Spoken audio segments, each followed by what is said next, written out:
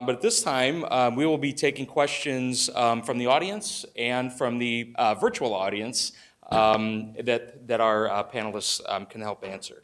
Yeah, our newspaper website has gone behind a paywall. And so it kind of brings up the question, well, we have two objectives right now. One is, of course, retaining current subscription audience. The other is getting new people to subscribe. So the question would be, is there a tool that sort of can help us measure the analytics of each audience, separately, something that digs down deep enough where we know what our people who have already subscribed are doing and what people who haven't subscribed yet are looking at on our site? Or does it even matter? Is what's good for one of them going to be good for the other? And it's really an open question to whoever, can answer it. I'll jump in on that one. Obviously, Adobe Analytics does it. I think any of the analytics tools you've seen on screen today do it. I mean, it's just a matter of, tagging those moments with which part of the audience they're in, right? So you can collect and you can segment the audience based upon which of those attributes it has. I think it's important to do it, though, because not only for the reasons that you just kind of questioned whether it's important, but also to understand what kind of content to expose outside of the paywall to entice the new subscribers. Because as you mentioned, your quality is going to keep the existing subscribers. You're going to analyze around keeping that shored up. But you also have to continue to try to understand what's the right content to put outside of that paywall in order to get the new subscribers. So you have to have that understanding.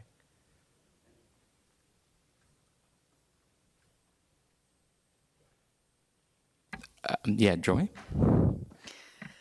So I work really hard in my newsroom to try to get the whole newsroom to care about this. And there's a lot that the whole newsroom doesn't have to care about. And I'm really sensitive to the fact that this, change takes time, right? So I don't want my newsroom to get too excited about spikes and peaks, dramatic or otherwise. But I am always looking for ways to make this seem relevant to the newsroom. And I wonder if you have tips. There's a lot about what we're talking about that is, pretty big picture, I guess. And I just wonder if any of you have tips about how to get people who really don't care about the data to look at a simple metric like visits per visitor, right? So how do you make that connect to the daily choices we make as journalists? I think it comes down to questions. I mean, as journalists, we like to answer questions. And so figuring out what questions journalists have about the information that we're putting out there, and then, giving them the tools to try to go in there and get the answers is to me, one of those keys. Visits per visitor may not be the most interesting thing to your average journalist, but how many people click on stories, sports stories maybe. And so because you're a sports writer and you want to know what the universe of sports of engaged users who are coming back regularly for just the sports content is. And so it really is, in some ways, about trying to figure out where they are and what's important to them, and then helping them answer those questions. We would do, in the newsroom, the last newsroom I was in, we spent a lot of time, really trying to dig down into what were the questions that people had and they were trying to answer. And we did it was like reporting. I mean, we had a really terrific analytics person who worked with us at the New York Times, who I stole and took with me over when I moved to Digital First, and I think he's watching this right now. So, because he's been tweeting me, but I can't tell you how many times I would send him a message and say, so how would I possibly find out information about this? And not only would he come back with the answer to that question, but he would lead me down a whole path to 6 other questions that I didn't even know to ask, but that the information, that were related, but that the information helped me to answer, and they were really enlightening. So, having that expert, that person who really is the Sherpa for the other people who maybe, they want to know what their story did, and that's really kind of where it ends. I think that's a really important piece. Something to add to that perhaps is focusing on anomaly detection. So we have a lot of clients that obsess over this and nothing's ever happening. So they don't think it works, or they don't think it's telling them anything, because for all intents and purposes, what's going on with their site is normal, and you're getting natural variance in your traffic, and you're going, a couple percent up, a couple percent down every day. And so there's really nothing noteworthy happening, and they're sitting there staring at that, looking at this, waiting for something to happen. And so the conclusion gets drawn that it's not telling me anything.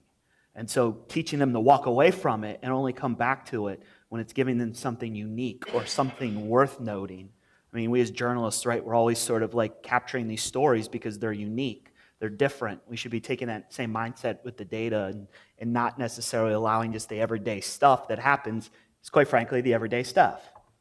That's genius. Thank you. I think you also have to make it interesting to begin with.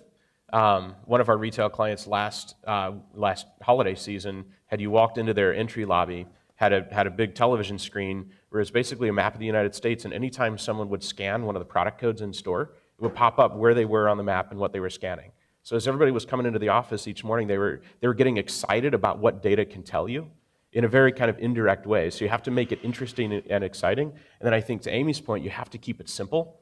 You have to give the whole org one metric that they can all be excited about and rally around, and everybody can try to have ways to influence. Because if you go beyond that, then it gets complicated. You can have different groups that have different sub-goals, but that one rallying cry for the whole newsroom can be very important, keeping it simple. I know we have a question back here. Amy, my question is related to how you get buy-in from all of these diverse personalities. As a former pledge drive producer, I appreciate programs are made possible by viewers like you, but your point of entry in becoming that engaged user is built on a single brand. The frontline viewer is completely different from the Nova viewer. How do you get the buy-in from the Nova producers versus the frontline producers? Is the conversation basically own your corner of the universe, or how do you get them to all play nice in the same space? So it's a little bit of they own their own corner. So they definitely they control their site and what's on their site and the experience of their site, but there's also the element of we have some standards in place. So they have to use a certain video player, and they have to have their video in the video portal, which is that sort of aggregator, so viewer can access the episode both on the Nova site and in the video portal. So they have some rules. So that's on the producer side. On the station side, that's been a little bit harder. Part of telling the story is to help stations understand that this is benefiting them in the long run. It just may not be that direct benefit, since we're not going from entry to online donation, but that we're getting down the road. So if I can help people actually watch on air, then you on air can continue to build on the relationship, right? And sell why the viewer needs to actually support the station. So that's one part of it. But we're moving a lot more towards doing co-branded experiences as well. So when you use PBS on connected devices, you're sort of forced to pick your local station. So it's both the KMOS and PBS logos there. So you have an affinity with both. So it's sort of helping. So the dashboard that you showed on one of your slides, does everybody have a dashboard, or is that for your systems team? That's mostly in the national organization. The way that we work, since the programs all do their own websites, I actually have, we use Google Analytics as our tool, and they get a Google Analytics account that's just for their corner of the universe. And then I have another Google Analytics account that's like the whole forest. So they have their tree, and I have the forest. And so the data reports to both places. So they have access, and that, I think, will translate a little bit to newsrooms, right, is I put the data in their hands. So instead of them waiting to get a report from me, they have access and can go and see what happened last night, or how is this article performing, or how is this video performing. It's very much way down the path from where I sit in the corporate office. So they have the ability to create their own dashboards and for the things that are meaningful for them. So it's sort of like democratizing analytics, if you will. Thank you. Yeah, we have a question from Marnie. Yeah, I'm wondering if you can talk a little about the sort of tension between patients and what can you do for me tomorrow, that the digital world's changing so quickly, tablet consumption is changing, so if you're too patient in a year, by the time you act, the data will be outdated, incorrect, and, part of a grandpa machine. So can you talk a little about, editors everywhere feel besieged and just act, all the time. So if you can just talk a little about that, I'll take a stab at it. any of you. Sure. One of the things that we talk about with our clients is what we call a maturation model. So you start with simple stuff. I think Amy was kind of talking, if it's too complicated to understand, then it's probably too complicated for your organization. And so we start with very diagnostic things. So let's just understand if we can move the needle on return visitors or something very simple, low-hanging fruit. And then slowly graduate into that and iterate. We talk about a process in my organization of discover, refine, and then monitor. So you have to discover what's important first, and you kind of have to set those expectations. We don't know what we should care about, so we need to spend some time figuring that out. Otherwise, you start optimizing the metrics that really have no business value for you. I think the other thing that you probably want to do is just simply, I think I gave an example of just with a really small budget and a really simple exercise, get a real simple insight. Get $100 and syndicate an article and see what you get back and see if you can divine anything from that and then share that. I think you have to share it. If you figure it out and don't tell anyone about it, it's really hard to sort of help reach critical mass in those types of areas. So I think those are maybe two ways to think about it. Is one, have the right mindset that you're going to grow into this. You're not going to solve the big problem in the first 3 months. And the second one is do something simple and then talk endlessly about that simple outcome so that people understand that this type of work has value.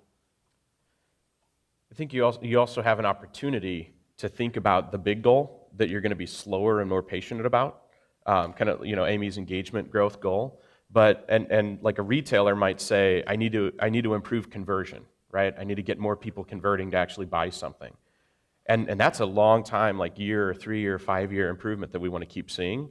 But at the same time, there are teams or there's people within the team that have sub-metrics that they can act on tomorrow.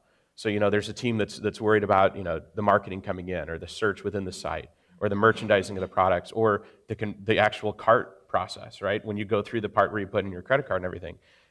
There's one of our retailers a couple years ago that faced an example where they launched a new cart process and it just stopped working on Chrome, right? So all of a sudden on one browser, there's something that's on fire today because if we don't fix this, everybody on Chrome isn't going to convert today.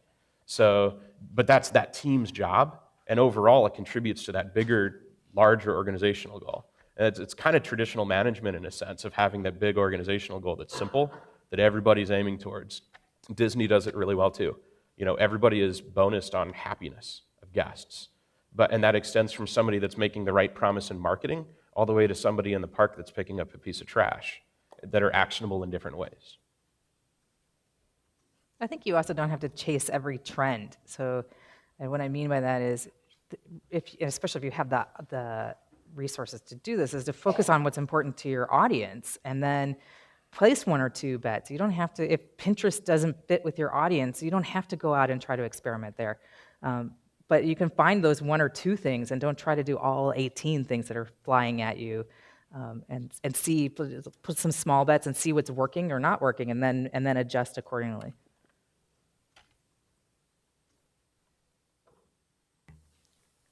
Yeah, we have a question back here.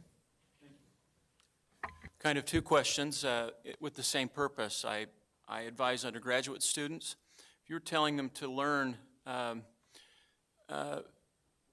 are the first kind of analytical metrics should they know that everybody should understand, number 1. Number 2, would you mind, Matt, explaining a little bit about some of the people like Contently that you work with, maybe case studies, how frequently it is that somebody maybe could even make a living being a freelancer like that? Mm-hmm. So I teach a course in web and social media analytics at my university. And so the first thing I teach them actually has nothing to do with metrics. It's people skills, because this type of role in an organization is rocking the boat. It's challenging assumptions, and you're asking people to think differently about jobs that in some cases people have done for 20 and 30 years.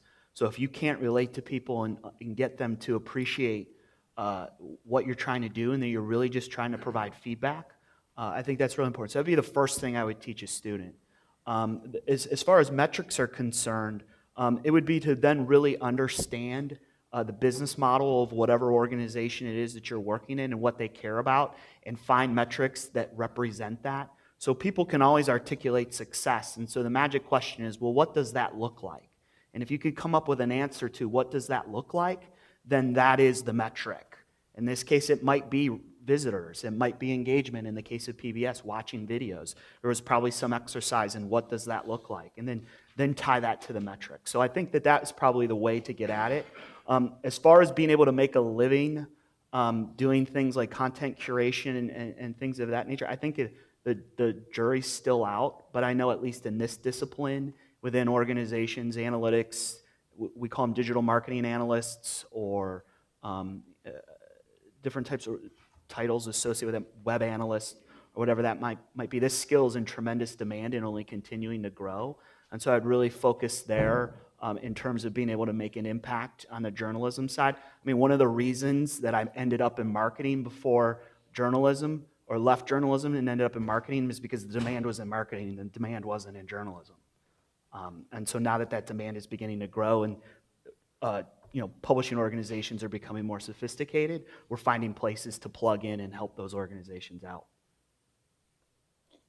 I do think that there is a huge market for freelance journalists. I mean, I think a lot of organizations, whether they are organizations that are actually marketing journalists to brands to help them develop the content, to traditional journalism organizations that are looking for very niche specialties, are relying more and more on freelance journalists. And it's important, I think, there are some key things, not so much even around the analytics, but the things that affect the analytics, like SEO, writing good headlines, making sure that they have content that is engaging. Those are, I think, really important skills that affect the analytics.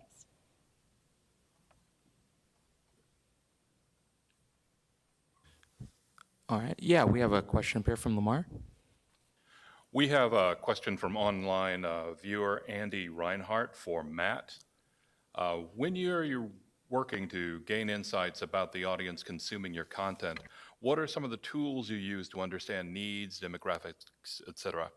ComScore, the double-based data, some of the traditional syndicated research, that's a great place to start because it definitely helps you create a really rough aggregate persona of who these people are.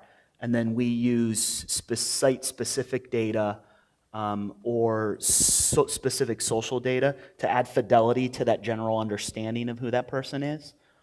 So what I thought was great about Amy's talk was just how it's not just about the web analytics, it's about integrating all of these other different resources so that you're continuing to sort of paint a clearer picture of who these people are and what they want. So I'd say that just a mix of everything you can get your hands on. Cool, thank you. Yeah, we have another question from the online audience.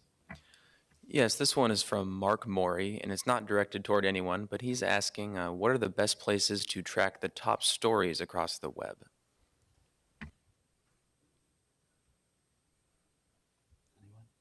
Across the web? Yeah, that's a Google? tough one. Yeah, Google. I was like thinking Google Trends, actually Twitter probably too. Yeah. I mean, the trends across Twitter is another good one. What else?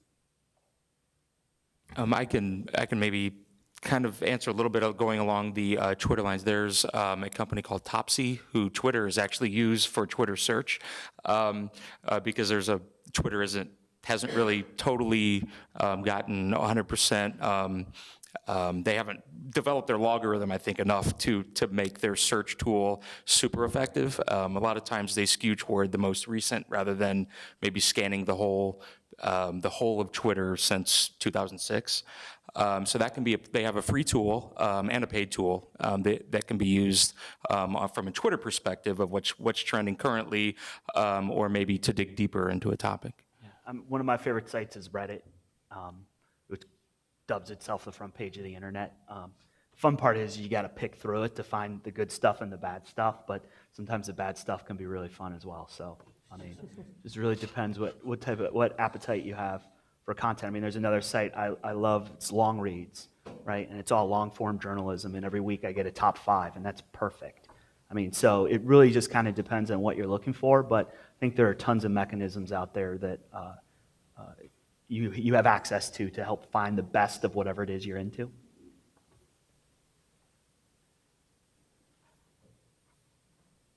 Yeah, we have another question here.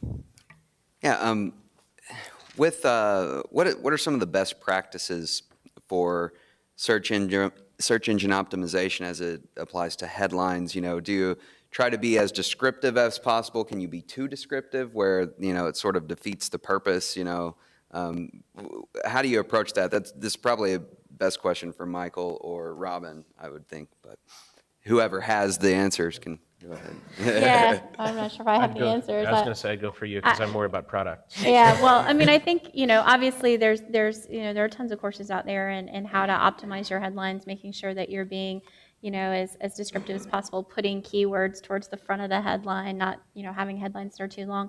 I actually think that depending on who your audience is and who you're trying to reach, that sometimes search SEO headlines are not necessarily the best headlines, that sometimes social headlines or headlines that are going to ask a question or be more engaging are actually in many cases do the opposite of anything we used to do in newspaper headlines, where we gave everything away, in however many decks that we had to put on the paper, are often more effective. But you have to look at what you're trying to do.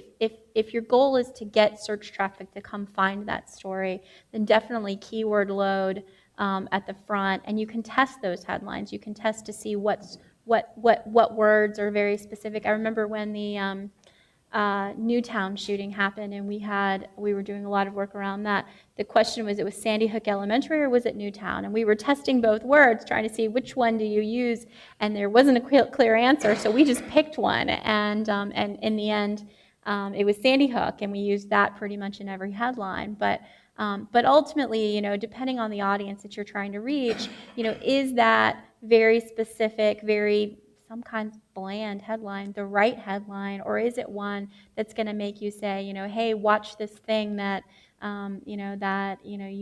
watch this cat video because you'll laugh. I mean, sometimes that's more likely to make you click. I think Yahoo's a really interesting case study for headlines, by the way. They actually don't focus really heavily on SEO, even though they certainly want that, because they've decided that the people come to Yahoo to get email. That's really their reason to go there. But while they're there, can they get you to read their news stuff? Can they get you to read the story? And so they focus very heavily on social headlines that are very clickable. I've spent some time with them, and they call it hiding the pickle.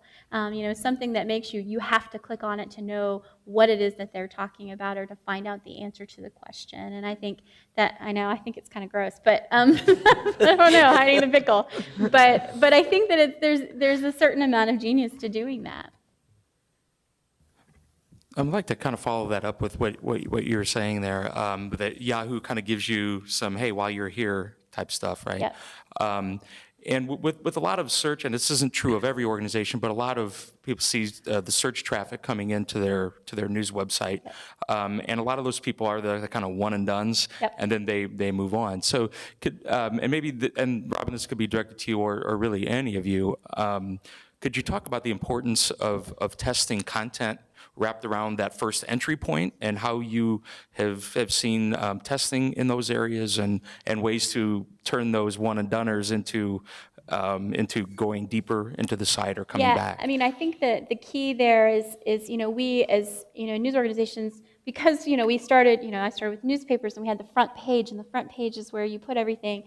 But more and more people, that's not the main entry point into your stuff, it's the article page. And I think sites are getting smarter and smarter about using the article page to be a jump-off point to other content. One of the things that we've done is we've developed, my team, part of our whole mission is to a little bit look at it like Yahoo does. We're going to say, people aren't coming to the Denver Post to read about, non-local news. They're coming there for local news. But while they're there, what else can we get them to read? What else can we get them to engage in? What else can we get them to do or to talk about? And those are that's one of the things that we do. So we've created a piece that's called The Bottom Line that appears on the bottom of pretty much all of our sites, that's being produced out of New York. And it has sort of the talk about it story of the day or the entertainment thing that's kind of interesting. It's a little bit rewarding people for having gotten to the bottom of that page, but it's also another way to jump off from this article page. I think the things that Outbrain and a lot of other algorithmic companies are doing about trying to say, if you like this, you may like this, is a really important key, to testing, how it is. And often it's not even the thing that you would think it is. It's not, they're reading a story about city council, and it's often that they don't go to another story about city council. They want to go to the story about, the festival that's in town next week. And that information and being able to mine that information, I think, is really crucial for, being able to reframe the user experience.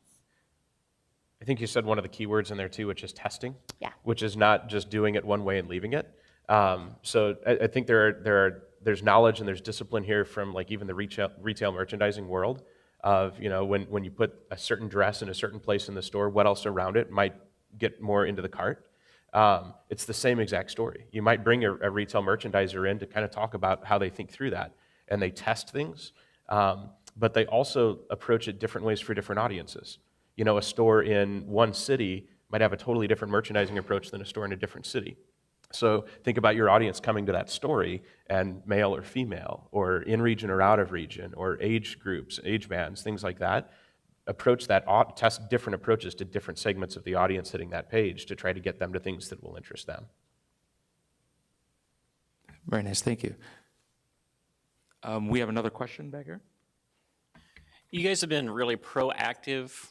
These are good ideas. These are exemplars that we want to pursue. I want to ask the opposite question. What are the real stinker ideas, the things that we don't ever want to do, mistakes that you don't want us to make, the things that really grind your gears?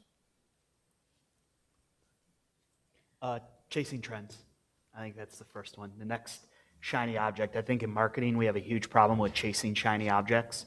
And a lot of times not enough thought has gone into why would this option be relevant for our business and what we're trying to accomplish.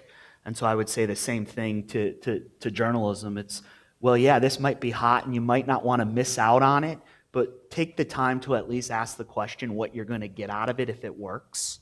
And so I think there was a gentleman that asked the short-term question, and so it's sort of like, well, if we can ride the crest of every wave, we'll never have to do real work and do the difficult things of what we have to figure out for our organization.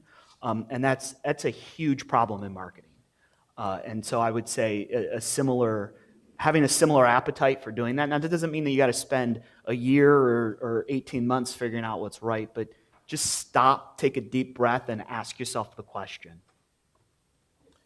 Mine would be obsessing over precision.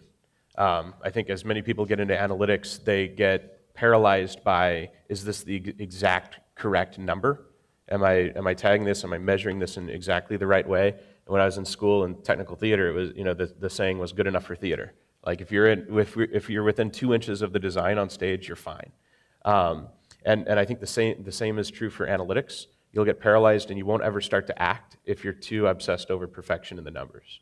You can act and make good behavioral directional decisions on close to perfect.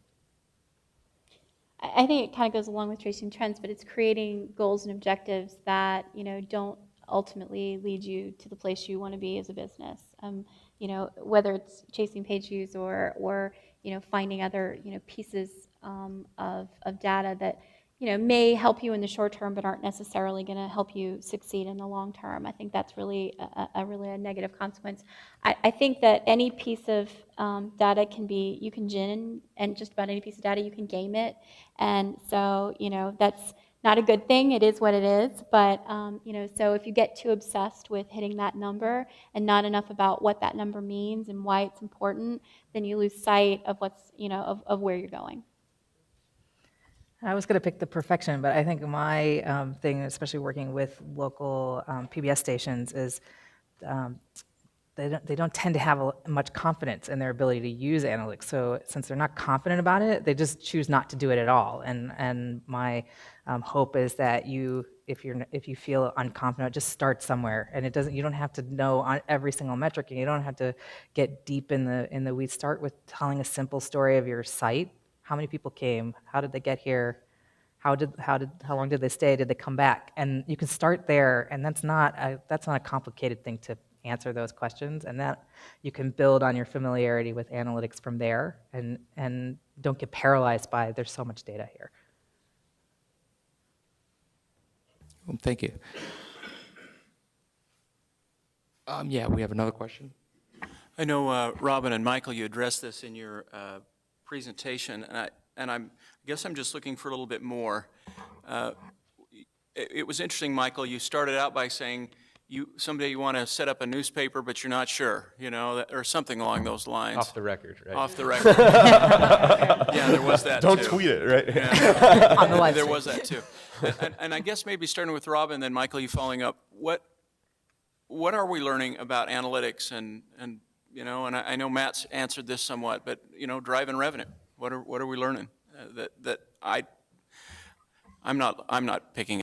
About how to use analytics to drive revenue, or about, I think for me, it's what I'm learning is I'm learning about the customers, I'm learning about the audience, I'm learning about the users, and I'm learning about what they want and what they like and what makes them come back and what keeps them there longer, and how that translates into revenue. Obviously a loyal, devoted audience is more likely to click through to, an ad because they view that site as having, having relevance to their daily life. And so, I think that's a key part of what we're looking at is, you do have to really figure out what is it that we're trying to accomplish here? Is it really still trying to influence a community and make sure that we're part of the conversation, or is it just getting people to click on something so that they can get, we can get a nickel off of that? And, I think that the two things can live together. But, I feel like we still have a lot to learn. I feel like we're like opening the can and we're peeking in and we're a little afraid of what's in there, but there's still so much that we need to know before we really can crack that nut. I don't know the answer. I did write something that Robyn said in her talk, and I think it might be part of it on the slide about balance. It's the only part of my notes that I put a big square around.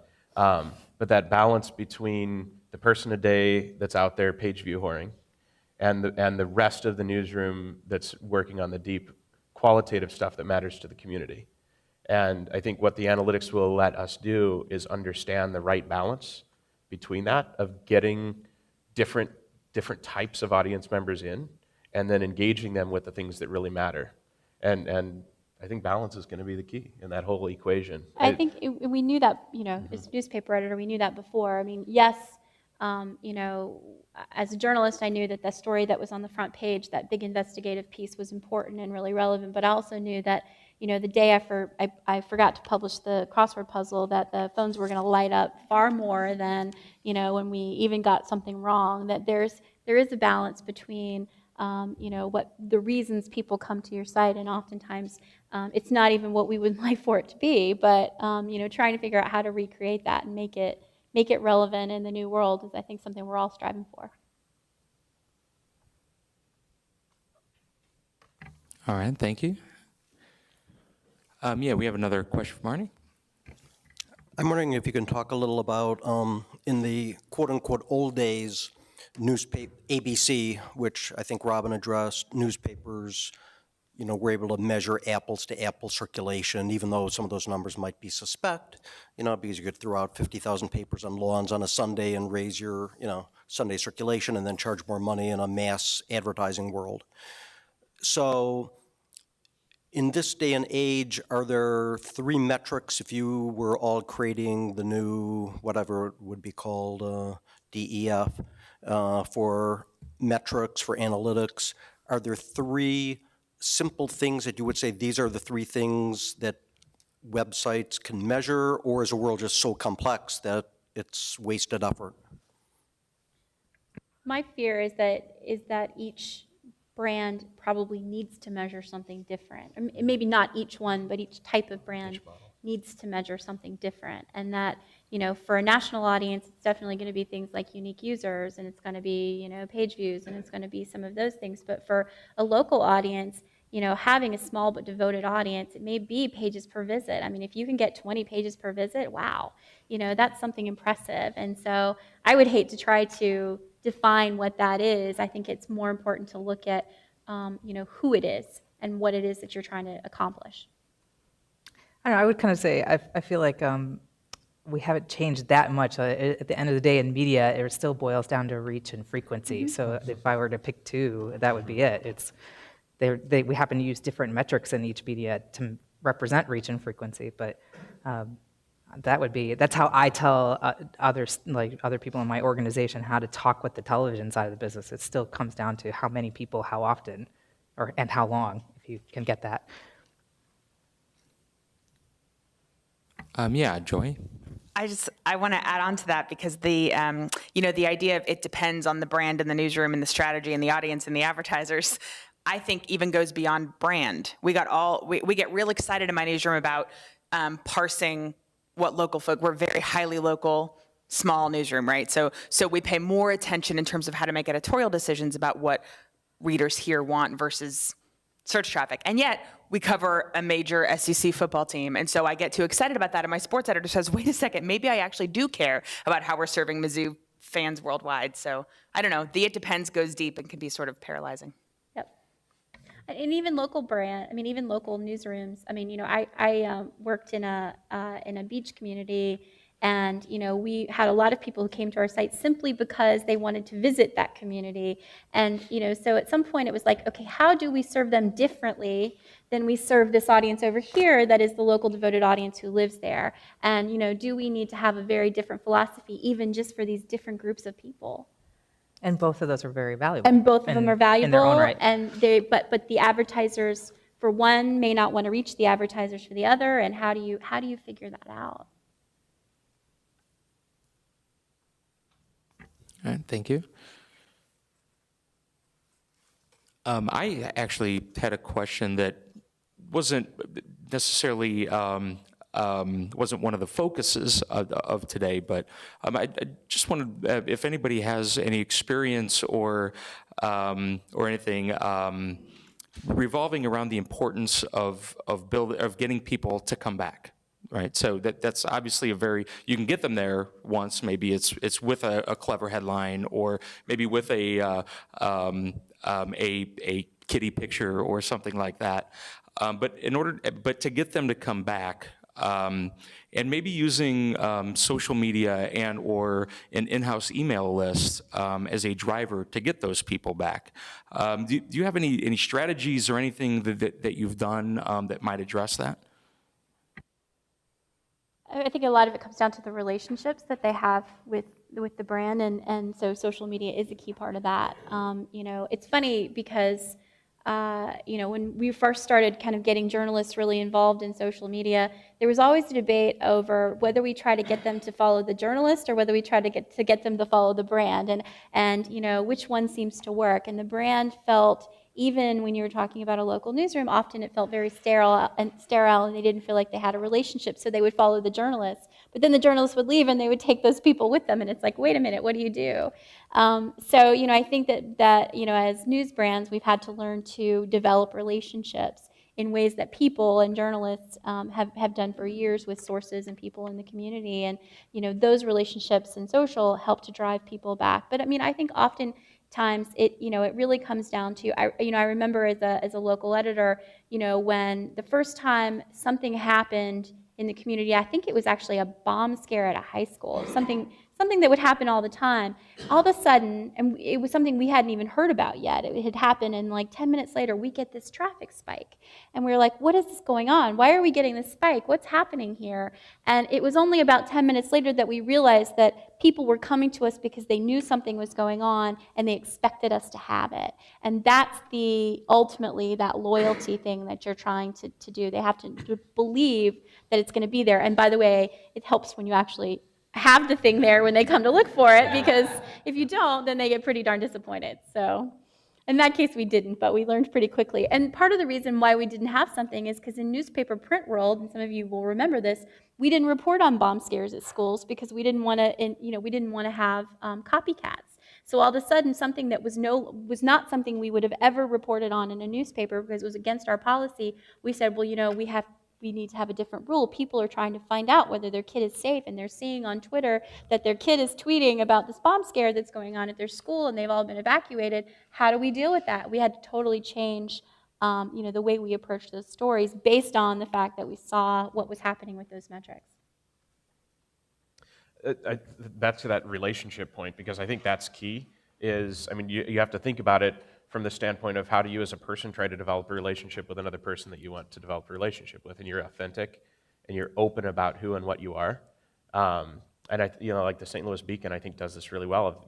Their kind of tagline is news that matters. So when you go there for a story, they're very upfront about what the value that they feel that they bring to the relationship, so that you know what's going to be there when you come back. I think about it from a personal aspect of how you want to build a relationship, and that's the same thing that you're trying to do when the person hits your page. Yeah, building that relationship is predicated on meeting expectations. And so when you meet expectations, then they come back to you. And then when you continue to exceed expectations, that's where that loyalty gets engendered. And that's on the brand building side. So, if you're using gimmicks to get people in and their expectations are low because you're being so gimmicky, you meet those and you might get something that works in the short term, but what we really need to do is exceed those expectations, and then you're going to get that loyalty, and that'll be reciprocated because you're putting effort in, those folks will put effort in. And I come to analytics via the research world, so I might be a little bit tainted, but I would say survey people on your site to understand why are they visiting, and you don't have to use an expensive tool like a 4C tool. You can now, Google Surveys has a free survey product that lets you ask that question for free. So, And that main question is, did today's visit meet your expectations? yeah, and right? so you can say, understand that there is a group of people who are coming for the vacation rental and a group of people that are coming for intense local news. And then if you can understand those segments, then you can figure out the tactics you need to get them to come back for more of that. So is part of that then making the reader feel like they're part of the process? Yeah. Both with the survey and responding to people who are, say, commenting on Facebook or following responding to someone on Twitter. Yeah, but I also think that you can't get all of it just from the analytics data. So an entrance on a page doesn't really tell you why. You can tell how they got there, but you don't understand why they got there. And so it sort of adds another layer to the insight that you're getting about your audience. I remember years ago when we were first getting involved in Twitter and social media, and a reader had tweeted to our brand site, this is when I was in Wilmington, North Carolina, and said, there's a police helicopter above my house, and they've got the lights, they're searching for somebody, what's going on? And, we're like, we don't know, so we'll go find out. And so, that all of a sudden became a story. They had tipped us off into something, but the fact that they expected us to know the answer to that question. And we ended up actually developing a whole site based on that. It was called myreporter.com. It actually still exists. But it was all about the fact that people expected us to know the answers to the questions in our community. So, they should have a place where they could come ask them, and then we can answer them. And that was sort of the idea. But that was all sort of based off that one question one night where, they expected us to know, and thankfully we were able to find out and meet that expectation. Okay, thank you. I think that was a great example of kind of listening and then creating beyond that. So thank you for that.